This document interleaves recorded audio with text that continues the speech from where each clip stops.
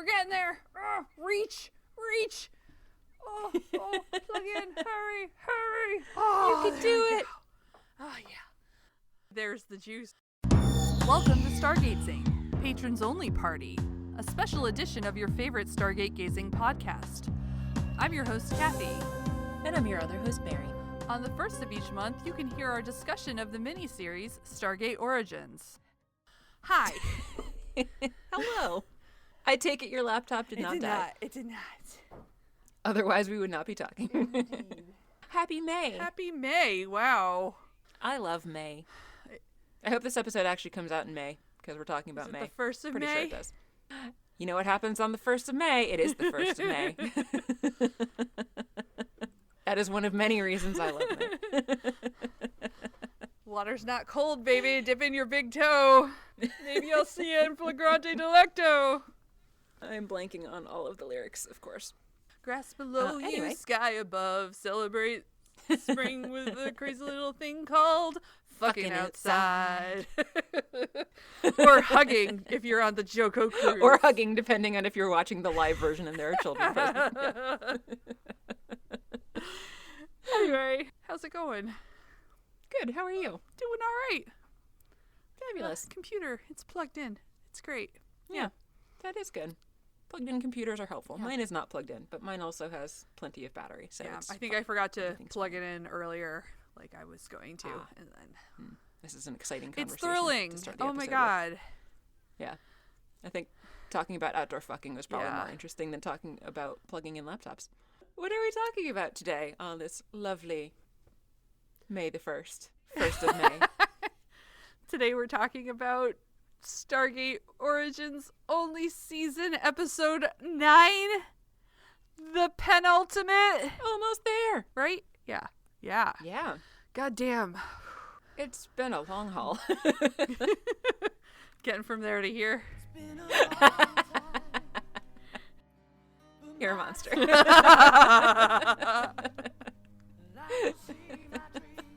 Yes. Trips in it, so I think it's appropriate. Yep. Very fair. Yeah. I forgot that it doesn't have a name, and I was waiting for you to actually say the name of the episode, and I was like, oh, right. Episode 9. The episode starts in the desert. They're using the weird shaky cam technique, which was Yay. annoying. And then there was also an odd blue filter on the camera, so I just hated this scene for those reasons. The various Earth people, and what was the name of Wasuf's killer, who's now his best friend? It starts with an M. I don't have my notes on this computer anymore so that I can look it back up. I guess I could Google it. Could. I could also try to find it in Descript. That seems like a lot of effort.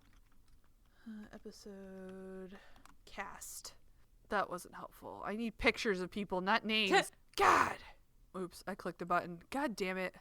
Everything's so great. Everything's the worst. That was Wasuf. Motok? That's weird. I don't remember that being his name. Yeah. Let's just call him. I can just call him Mo for short. Yeah. Because I don't think that that's actually what it was. I'm not saying that you're wrong. Yeah. I think it was pronounced differently, even though that might be how it's spelled. I don't Yeah, remember how because it was this is pronounced, literally one letter off from Mohawk. though. Yeah. We'll just call him Mo. So, Yeah. in this shaky cam blue desert, all of the Earth people and Mo are gathered, as well as Kasuf. They are talking about what the next steps should be. All of the people that were in the village before, all of the Goa'uld and Nazis and everybody that don't live in the village have gone back to Aset's temple. Catherine tries to ask Kasuf if he's seen some of the symbols in her notebook, but he doesn't want to look at it because reading is forbidden.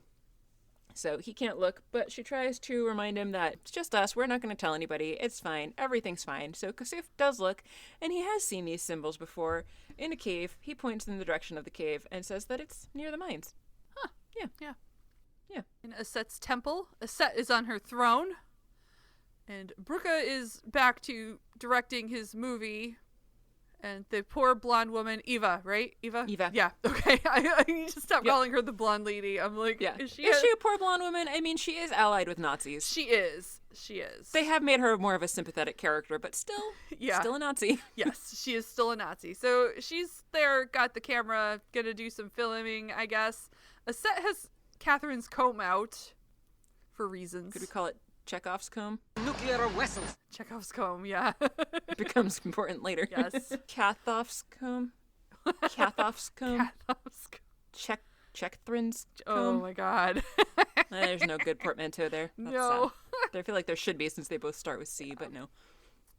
While Brucke continues to annoy Eva, who knows her job, Aset asks Daddy Trip if the ones who came through the gate with them should toil in the mines or be killed. Great options all around. It's great. Tough call. Brucke wants to know what's going on, and Trip says she's excited to be in your film. And he's pretty pleased about that. Yep. To Aset, Trip says that killing everyone else is not necessary, and we prefer to fight our own battles. Yeah, that was about it. And Yeah, I also pretty wrote that Aset's hair is very poofy. Yeah, this. I made a note on that Yeah. too. She was wearing a really weird headdress thing. Like, it was a blue wig, but then it had black puffs of fur Yeah. on either side of her head, and it was weird, and I didn't like it, but I did really like her dress that was pretty Yes. in like a cobalt blue Shiny. color and had some gold accents on it. Yeah. Agreed. Bad headdress, cool dress. Yes. Back in the desert, the group are about to part ways. James and Wasif are going to go to the village to try to figure out how to sneak into the palace. Catherine is going to head off with Kasuf to the cave to try to learn a bit more about the symbols in her book. James is nervous, very nervous, but he promises he's going to stop being nervous, because that's a thing you can promise. Catherine and Wasif are both like, it's fine, everything's fine. We'll all be fine. Yeah. Back in the gate room, we get a close-up of Daddy Trip's bound hands as he's trying to maneuver the lid back onto a big crate of naquadah that they were using in the home movie in the previous scene. He looks through the gate and out the window beyond it at the two moons and some sand dunes and quietly asks Catherine, where are you? Because he has seen her hair comb, so he knows that they're there now. Some of the Germans call to him from off scene, so he goes to answer. He's really hot and dirty. He is very, yeah. Hot and dirty, yeah. Just how Kathy likes him. Kasuf is leading Catherine to a secret cave. There were odd close-ups of their feet as they were, like many odd close-ups of their feet as they were walking. I made note of that as well, and I was not a fan. I don't need to see people's feet. Feet are Right. gross. Yeah, Keep 'em to especially because yourselves. Kasuf's wearing sandals and Yeah. his feet are all dirty and, you know, like... Kasuf, put on some Weather-worn. socks, man. Socks in those sandal feet. Yeah. Anyway, Kasuf is explaining that they've got a lot of naquadah that they mine for the gods, and they're strong people. But even though they are strong, the gods are stronger because they're able to harness the true power of naquadah.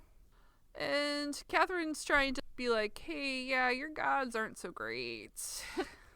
And I don't really believe... I think she says their gods don't walk among the people. Yeah, the earth gods don't Yes. walk among the people. And Yeah. Kasuf's like, your god still loves you, though. It's cool.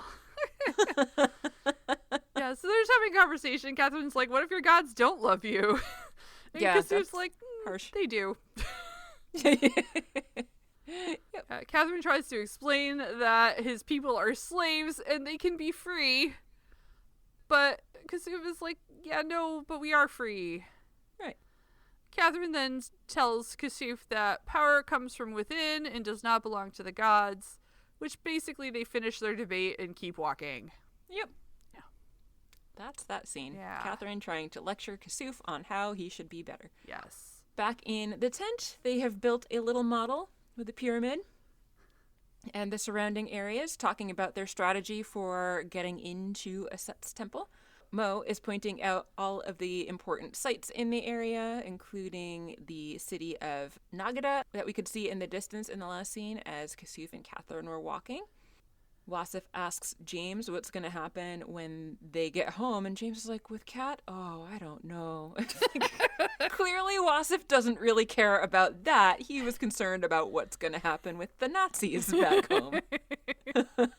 Because Wasif knows that the Nazis aren't going to keep this whole gate thing a secret. James continues to be focused on the wrong things and notices that Wasif is holding Mo's hand. And Wasif's like, oh, it's just a local custom. And then James actually kind of sounded a little sad and longing. He's like, no one's ever tried to take my hand like that. Oh, my God. Oh, James. Yeah, and then Wasuf and Mo exchange a cute little look after James has sadly wandered off. Catherine and Kasuf reach the cave they're looking for. We don't see them get in. They're just in all of a sudden. They make it to the wall where they find the images that are in Catherine's book. And she's excited because she can complete the sequence in the book. She hands Kasuf a flashlight, and he immediately shines it in his own face because he's never used a flashlight before. She orients the flashlight in his hand so that she can write in the journal, copying from the stone wall. And she's pretty sure this is going to get them home. But then she realizes that, to get home, Brucke will also need to come here too. So she needs to do something to make sure he can't get home. She kicks the stone at the bottom and breaks off and destroys the symbol and buries it in the sand. I appreciated the nod to the movie. Yeah. With this scene, but at the same time, like, everything that's happened up to this point has gone against everything in the movie. So then all of a sudden, 9 episodes in, they're going to be like, let's bring it back and tie it into the movie and make it obvious that this is canon. Yeah. But yeah, so that's what she does. Yeah. Also, Kasuf is incensed that she would desecrate some sacred relics like that. Yeah. In Aset's temple, James and Wasuf have made it there, and there's a few others with them as well. They look in the crate. It is the same crate that Daddy Trip was handling before, and it is still full of naquita. The locals want to reclaim the crate because it was their hard work that got that naquita, so rightfully so. Good for them. They don't want the bad man Brucke to have it. So they're going to take it back. Yeah. Random timing again. Wasuf mentions a conversation that he and James were having way back in the first episode that we actually didn't really talk too much about, but he says back in Cairo they were talking about that love occurs when you least expect it. And I remember Wasuf, he was talking about how, like, finding a woman wasn't necessarily the path that was right for him. Yeah. And I was like, oh, okay, so he's not straight, but they're going to make it scandalous because it's like the, World War I era. So this is basically kind of confirming that Wasuf and Mo seem to be a thing, which is cute, I think, but also weird timing to be bringing it up. I hope to fall in love with somebody who kills me one day, and then I get to come back to life. Right. Yeah. It's what one would hope for. And my biggest regret with my relationship is that Jeff has, to my knowledge anyway, never tried to kill me. But maybe there have been several failed attempts that I am not aware of. So maybe he has. Maybe he killed and resurrected you and you just didn't realize it. Yeah, that's very possible. Thanks, sweetie. That's so nice of you. I'm going to assume that that's true. Yeah. Hi, Jeff. And I'm talking to him because I know he listens. Yep. James also points out, you want to debate this now? So it's just weird timing to be talking about that. Catherine is suddenly there. We don't see how they get there, but they're there. She tells them that they've found the symbol that will help them to get home and that she has destroyed the carving. And so, yay, she's all excited because now Brucke can never get home. But then all of a sudden she realizes that, well, Aset could just dial the gate for him. So, oops. The plan wasn't as brilliant as she had thought that it was. Catherine wants to act now, and James says, well, we don't actually have a diversion plan as I had promised you we were going to have. Catherine's not too pleased. No. Why are they in the temple if they don't have the diversion plan? Their job was to develop a diversion plan and figure out a way to sneak into the temple. And the only thing that they did was figure out how to sneak into the temple, which apparently Catherine and Kasuf were able to figure out on their own anyway. So it was, pointless. It was great. Meanwhile, Brucke is trying to figure out what to do with Trip once they're done with all this. He's like, baby, you stay here, doing what you love and being a bridge between worlds. Brucke wants him to tell Aset this, but Trip instead says to Aset that she shows great power and now it's time to show some great wisdom because Brucke will turn on you because he's dangerous and treacherous. I was glad that Trip finally did something rather than just meekly going along with whatever the Nazis wanted. At this point, the comb falls from Trip, I think. Where did he get that? In Alameda. I don't even know. Yeah, I don't know either, because the set had been playing with it before. But Brucke spots the comb and realizes there must be other people here too. Trip is still talking to his set, telling her that he's not treacherous. So she orders her warrior to release him, to Brucke's objection. Trip tells Brucke that he should have studied languages, which, yes. And he tells him that Catherine is here, and he doubts she came alone. You Nazi SOB. Brucke makes a very half-hearted, pathetic attempt to slap Daddy Trip, but it was really funny. Trip blocks him and slaps him instead. The warrior lady looks like she wants to interfere, but Aset stops her because they want to fight their own battles. I like that in the background you can see that Eva is still filming this whole thing. Yes. Trip hits him, but Brucke has a gun. And Trip tells Brucke he's turned his back on humanity. He's neither god nor man. Brucke's like, oh, good job growing a spine. Now you're gonna die. But then darkness falls over the whole temple, which starts to shake. The baby's crying. Aset stands up and is like, rah! So their fight doesn't end. At least not here, because that's the end of the episode. Because Ra's coming. As always, it spins to the Yes. exit of the episode. That was it. Did you like the episode? Yes. And I think it's mostly because stuff happens. And it keeps happening, which is good, because I felt like it was... This whole thing has been off to a really slow start. Yes, agreed. And now that things are going on, it's interesting, and we're getting more than, 2 scenes per episode. There's stuff happening in different locations, and which I guess it was always happening, but people were just sitting and talking. I am very happy to see Trip step up here. Yes. So I think I like it because of those reasons. How about you?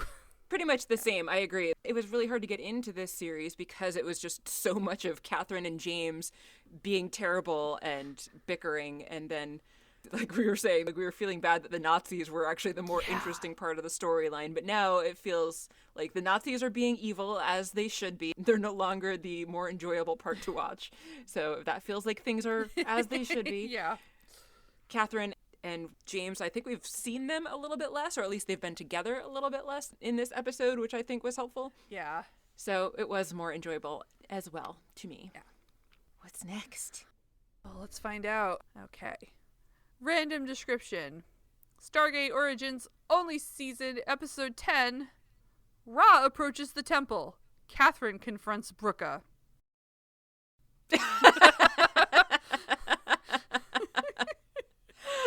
Wow. Seriously? Well, that's, and again, I don't know where this comes from, because it's just, you just Google it, and there's an about on the right-hand side on Google's page, and those are the 2 sentences that are there.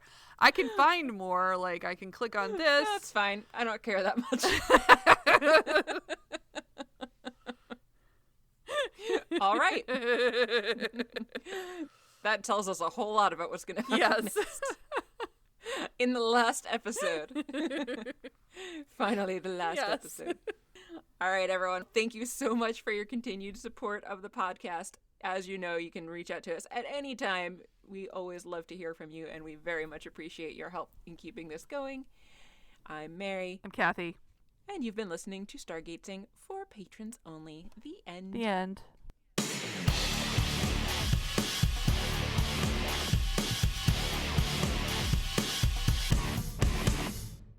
You sound so bored all of a sudden. Oh, sorry. I stuck my face really close to the microphone, and that just might be how it goes. That's why you sound weird. The end.